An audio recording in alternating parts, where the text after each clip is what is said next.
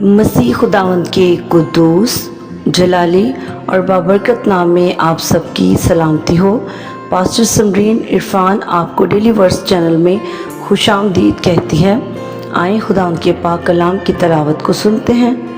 पहला कुरिन्थियों मुक़द्दस पौलुस रसूल का लिखा हुआ ख़त, उसका 12वां बाब यूँ लिखा है कि ए भाइयों, मैं नहीं चाहता कि तुम रूहानी नेमतों के बारे में बेखबर हो।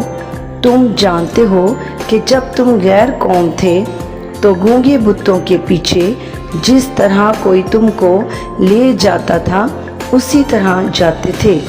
बस मैं तुम्हें जताता हूँ कि जो कोई खुदा के रूह की हदायत से बोलता है वो नहीं कहता कि यीशु मलौन है, और ना कोई रूह कुद्स के बगैर कह सकता है कि यीशु खुदावंद है। नेमतें तो तरह तरह की हैं मगर रूह एक ही है, और खिदमतें भी तरह तरह की हैं मगर खुदावंद एक ही है, और तासीरें भी तरह तरह की हैं मगर खुदा एक ही है, जो सब में हर तरह का असर पैदा करता है।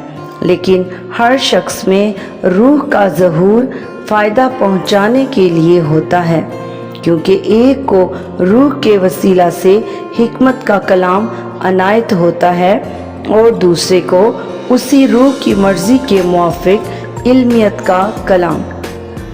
किसी को उसी रूह से ईमान और किसी को उस एक रूह से शिफा देने की तौफीक, किसी को मोजज़ों की कुदरत, किसी को नबूवत, किसी को रूहों का इम्तियाज़, किसी को तरह तरह की ज़ुबानें, किसी को ज़ुबानों का तर्जुमा करना।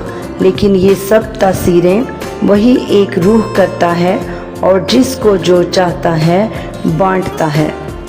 क्योंकि जिस तरह बदन एक है और उसके अज़ा बहुत से हैं, और बदन के सब अज़ा गो बहुत से हैं मगर बाहम मिलकर एक ही बदन है, उसी तरह मसीह भी है।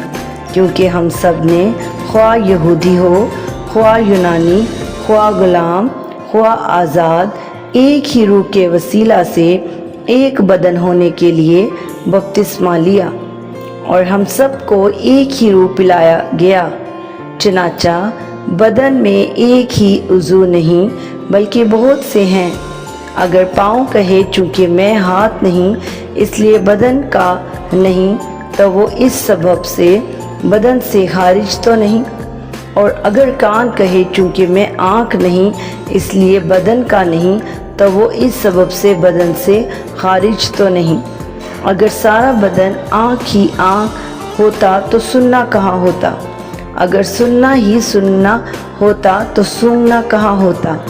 मगर फी अलबका खुदा ने हर एक उज़ू को बदन में अपनी मर्ज़ी के मुआफ़िक रखा है। अगर वो सब एक ही उज़ू होते तो बदन कहाँ होता? मगर अब अज़ा तो बहुत से हैं लेकिन बदन एक ही है।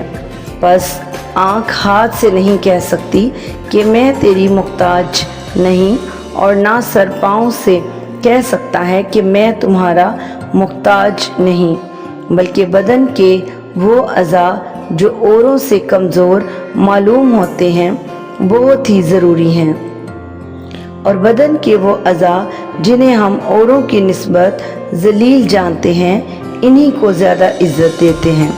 और हमारे नाज़ेबा अज़ा बहुत ज़ेबा हो जाते हैं, हालांकि हमारे ज़ेबा अज़ा मुख्ताज नहीं, मगर खुदा ने बदन को इस तरह मुरक्कब किया है कि जो उज़ू मुख्ताज है उसी को ज़्यादा इज़्ज़त दी जाए, ताकि बदन में तफ़रका ना पड़े बल्कि अज़ा एक दूसरे की बराबर फ़िक्र रखें।